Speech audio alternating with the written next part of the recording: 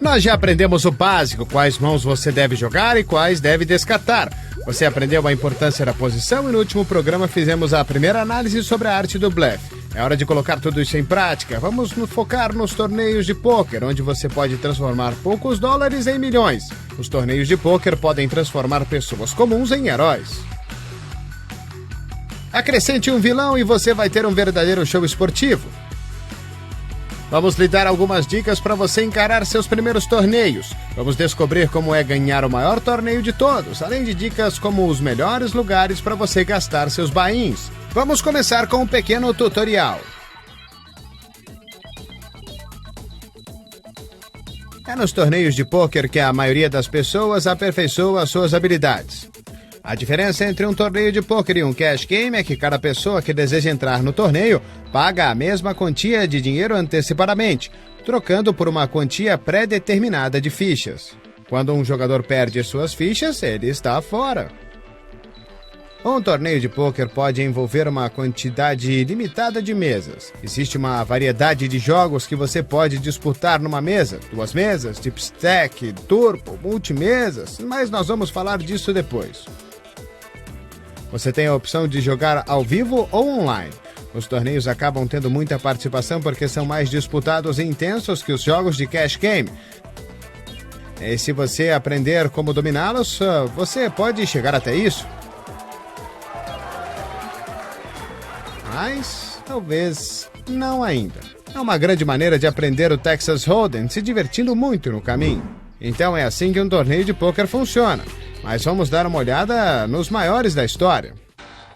As pessoas sempre perguntam o que foi que transformou o jogo de pôquer em um fenômeno mundial, dando fortuna e fama para muitas pessoas e se tornando um jogo que as pessoas querem disputar sempre.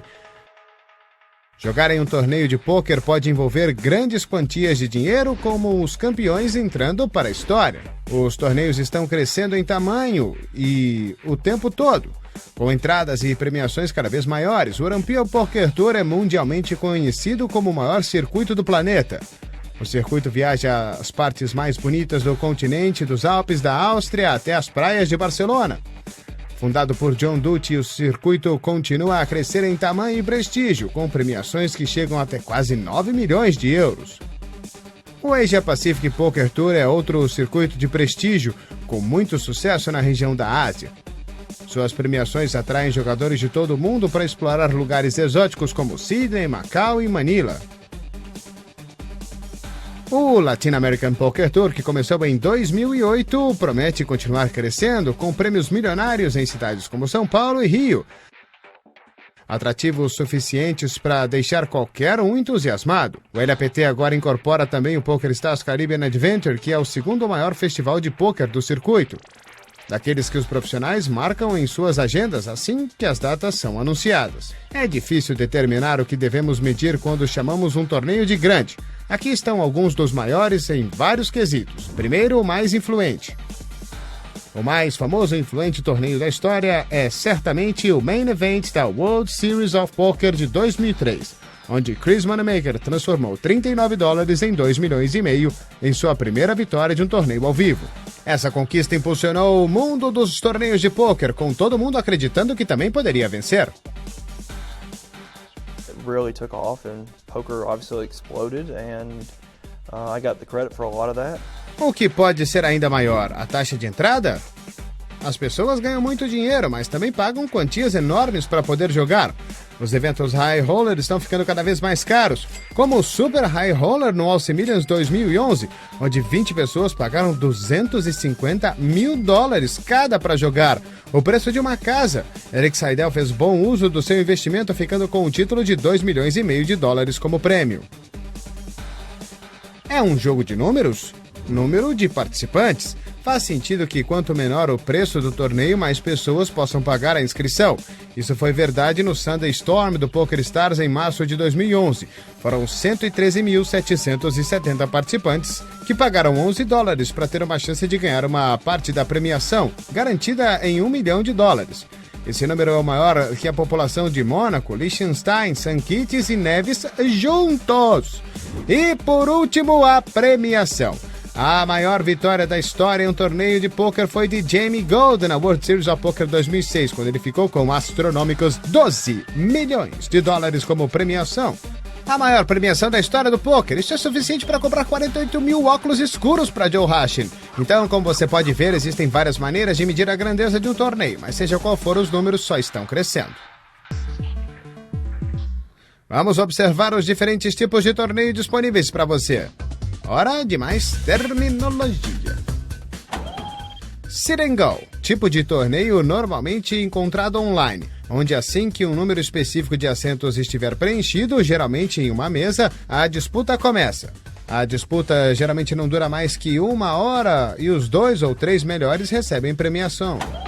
Rebuy. Fazer um rebuy é entrar novamente em um torneio depois de perder todas as suas fichas. Em um torneio com rebuys, existe um período de tempo limitado onde o jogador pode recomprar mais fichas quando perder as que possuía. O número de rebuys depende do jogo e pode ser até ilimitado. Nesses torneios você pode esperar um estilo mais agressivo dos oponentes durante o período de recompra, quando os jogadores estão tentando acumular fichas. Free roll. Um torneio free roll é aquele que tem entrada gratuita. Os free rolls geralmente têm prêmios em dinheiro, assim como podem distribuir vagas para outros eventos. Isso é uma boa maneira de um jogador adquirir experiência e, quem sabe, aumentar seu bankroll. Deep Stack. Um torneio Deep Stack é aquele onde os jogadores começam com uma quantidade de fichas maior que a usual, em comparação com o tamanho dos blinds. Um torneio Deep Stack favorece os jogadores mais experientes, já que eles duram mais na disputa e jogam mais mãos, reduzindo o fator sorte. Turbo. Um torneio turbo é aquele onde os níveis de blind aumentam mais rápido do que o normal. Os jogadores têm um estilo muito mais agressivo nos torneios turbo, já que estão podendo ficar muito tempo esperando boas mãos. Short-handed. Os torneios short-handed são aqueles que têm um número menor de jogadores por mesa.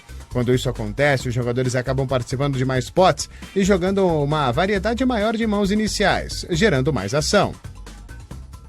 Satélite. Um satélite é um torneio onde os vencedores recebem vaga para outro torneio com uma taxa de entrada mais alta. Os torneios satélites são uma grande maneira de transformar um pequeno investimento em uma grande premiação.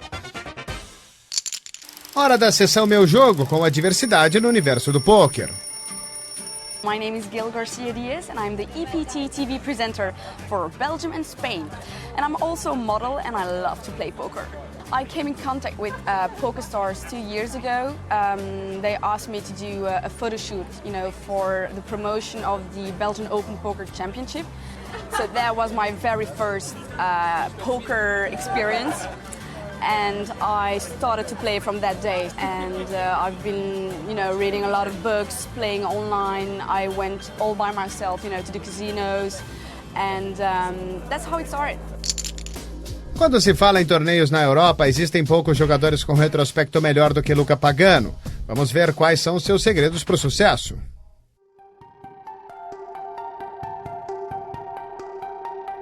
It's very important to be able to keep the focus on the game. So when you are gonna get break, turn break or dinner break, up to you guys. But try to find a way to don't relax too much. It's very important to keep a very high concentration for the day long of the tournament. Remember that just one mistake can mean to be eliminated. So always. Agora siga o conselho de Luca e fique atento em mais um tutorial no programa de hoje.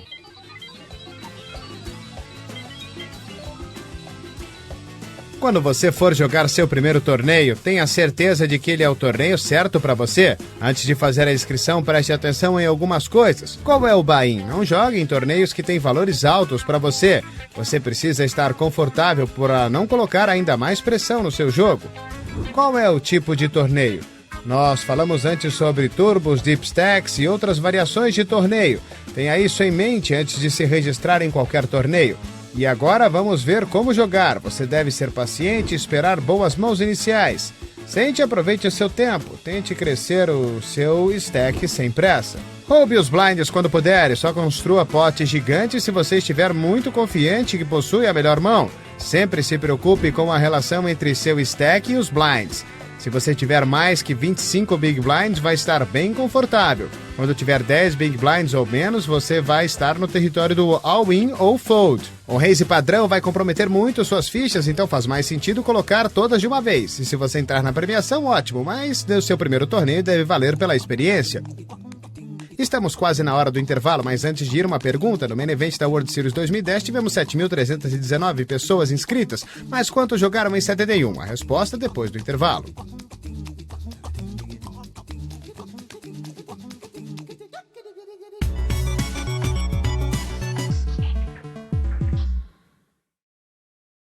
Estamos de volta. Antes do intervalo, nós perguntamos quantos jogadores participaram do Main Event da World Series of Poker em 71. E a resposta é 6. E o vencedor daquele dia foi Johnny Moss, que levou $30 mil para casa. Pouco em comparação com os quase 9 milhões que o campeão de 2010, Jonathan Duhamel, ganhou.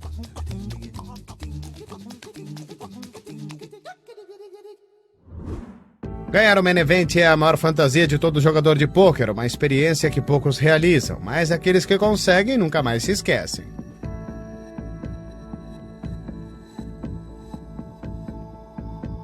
I remember it like it was yesterday. 2005 was my first World Series. Esses dois homens têm uma ligação graças a uma experiência que todos os jogadores sonham em conseguir. Os dois sabem como é ganhar o maior torneio de pôquer do calendário, o Main Event da World Series of Poker. Mas quando eles chegaram em Las Vegas, a conquista parecia muito distante. When I went to Vegas for my first WSOP, I was really in awe of the whole experience. It was so surreal. I'd never seen so many poker players or so many poker tables in the one place. And I guess it was overwhelming for me initially. I remember walking up to my seat where I was assigned to sit about 5 hours before the tournament started, and gave it a little rub, gave it a little touch for luck, and the guy saw me doing that, and it's like, this must be your first World Series, and he said, yep. I looked around and I said, wow, am I really here? What am I doing here? And then something came over me and I kind of like slapped myself out of it, and I said, you know what, shut up, sit down and play. E eles jogaram. E com o passar dos dias, eles foram chegando à mesa final. I was down to like 45,000 in chips, which at that point was pretty low, and I was crippled mentally and emotionally. And I walked outside, called my wife, and told her I'll be coming home soon, and then really had to clear my head and get focused again because I did still have a chance. I mean, we were getting closer to the money. We came back on break, and I won my first couple hands out of the gate and kept going in the right direction. And I never took a hit again in the tournament. Sure, the anticipation and the excitement built every day. The one thing that protected me was that I didn't look too far ahead. I just wanted to get through the day and have some chips and come back tomorrow and play some more. Chegar à faixa de premiação era uma grande conquista, mas eles começaram a querer mais. Once we made the money, dude, I was the happiest guy you've ever seen. I mean, we got paid $21,000 for making the money. That was life-changing money for me. That was huge. So you can imagine what happens 2.5 million later. When we closed up shop and we were at 27 players at the end of day 5, I remember 27 guaranteed me like 440,000. And just by coincidence, my mortgage was 400,000. So I rang my wife up and I told her, honey, look, you know, I guess we're not going to have a mortgage when I get back. And we both started crying on the phone. That was my most emotional moment of the whole 7 days. Os pensamentos viraram realidade e os dois jogadores acabaram conquistando o impossível, tornando real o sonho de ganhar o maior torneio de todos. I remember specifically when Danneman called my all-in on the turn, and I had him drawing to 3 outs to tie. He couldn't win, and the crowd erupted.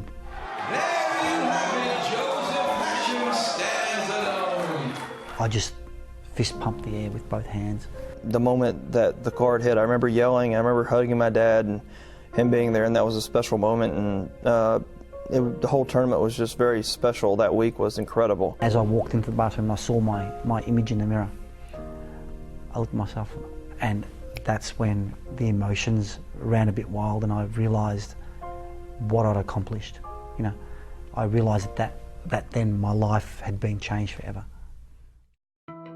Quase uma década depois da história de Chris Moneymaker invadir as televisões do mundo todo, eles ainda são grandes embaixadores para o poker. E saiba o segredo do sucesso deles. One of the key things in tournament poker is survival. Just don't give up, and as long as you have chips, you're still in the game. I totally believe that patience and discipline are the two most important, critically important ingredients that you need to be successful, especially when you're starting out. One decision can send you home. Even though you started playing at noon, you got to make the correct decision at 10 p.m.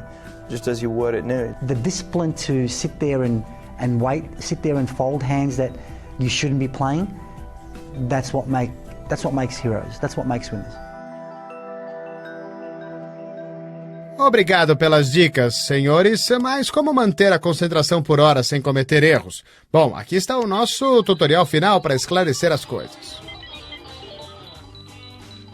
Nem todos os jogadores de pôquer têm o físico esbelto, com bíceps fortes e abdômen sarados. Mas alguns estão sempre em forma, não só por causa da exposição na mídia, mas porque perceberam que existe uma relação direta entre o preparo físico e o sucesso em longas sessões de pôquer. Para ter sucesso a longo prazo no pôquer, você tem de estar preparado mental e fisicamente. A resistência é fundamental. Mentalmente, você precisa estar consciente do que acontece ao seu redor. E se sentir cansado ou fatigado não vai lhe ajudar. Com algumas poucas exceções, os mais recentes ganhadores nos torneios eram jovens e ativos. E mesmo que muitos atribuam isso às mudanças no jogo, o número grande de participantes nos dias de hoje deixa os torneios mais longos e isso favorece os mais jovens e bem preparados. É essencial um bom preparo físico? Não, mas com certeza isso ajuda. Nem todo mundo consegue jogar até os 70 anos como Doyle Bronson, mas aqueles que conseguem atribuem isso a um bom preparo e um estilo de vida saudável. Então, fique saudável e focado, hidratado e relaxado. Mas fique sabendo que as massagens não são gratuitas. Se você quiser assistir a esse programa novamente ou recapitular episódios anteriores, visite o everythingpoker.com. Hora de um pouco mais da sessão Meu Jogo. I really love to play live poker. I'm not really into tournaments right now, but I'm pretty much a cash game player. Now it's a bit harder because I have a lot of work, but I love to play online, you know, cash game online, Texas Hold'em obviously. I prefer to go all by myself, all alone, and I play, you know, not high stakes poker, but just like 2-2 or 5-5 is like the maximum I go. I'm not really into 20-40 or something right now. I would like to maybe cash another big, maybe an EPT or a big poker tournament. Obviously I'm a poker TV presenter, but I also don't want to be like a random poker player or just an okay player. But you know, I just want to be the next EPT champion.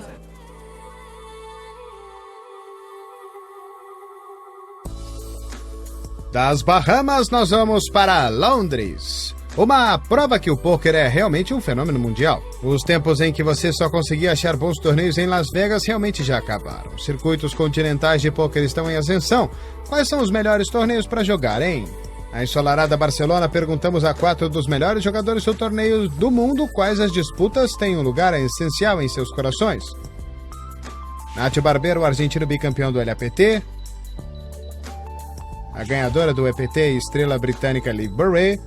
O dinamarquês, ganhador de eventos do WSOP e WPT, Theo Jorgensen, e o jogador com a segunda maior somatória de premiações em torneios, Daniel Negreanu. I've been playing tournaments for a long time, obviously, like mostly in the US.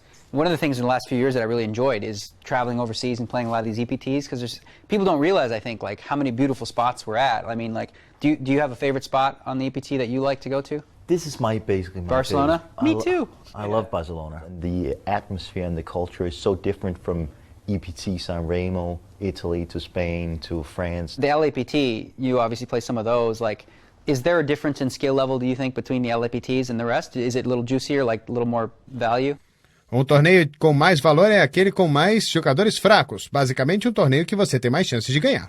Yeah, I think there is way more value in South America than here. And the locations are really good on the LAPT, so it's kind of fun, so you can go If there's one spot on the LAPT that you'd recommend that I definitely check out, which one would it be? I would say Costa Rica was fun. It's a beautiful country with so much green and beautiful beaches. The rainforest, you know. What about you? I mean, you're new to traveling the world a little bit, and is there other spots that you are dear to your heart? Obviously San Remo.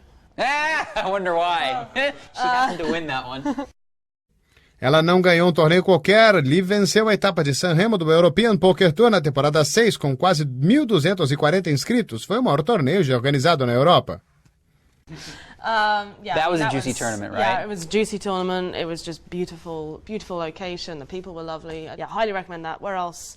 I went to the PCA, the PokerStars Caribbean Adventure in Bahamas, which was, I mean, the hotel's incredible. And it's such a nice spot to go to in January. That's become a monster now. Yeah, but I'm really looking forward to going there to see how good it is compared to the World Series. PCA is one of the toughest events, I think, because it gets all the online grinders. I get what you're saying. There are so many better players, but the thing is I talked about this before, is that because it's a pretty deep stack structure, a lot of the young players who are playing it, they don't have much experience playing that type of structure. They're usually used to playing, turbo style things. So they make some errors in the deeper stacked events too. And they're also very inexperienced at playing live. Yeah, handling the chips. There's all this, and you're like, aha. So there's two sides of the coin there. For me, I mean, I've always been dear to the $50,000 event at the World Series of Poker. I still haven't won an EPT either.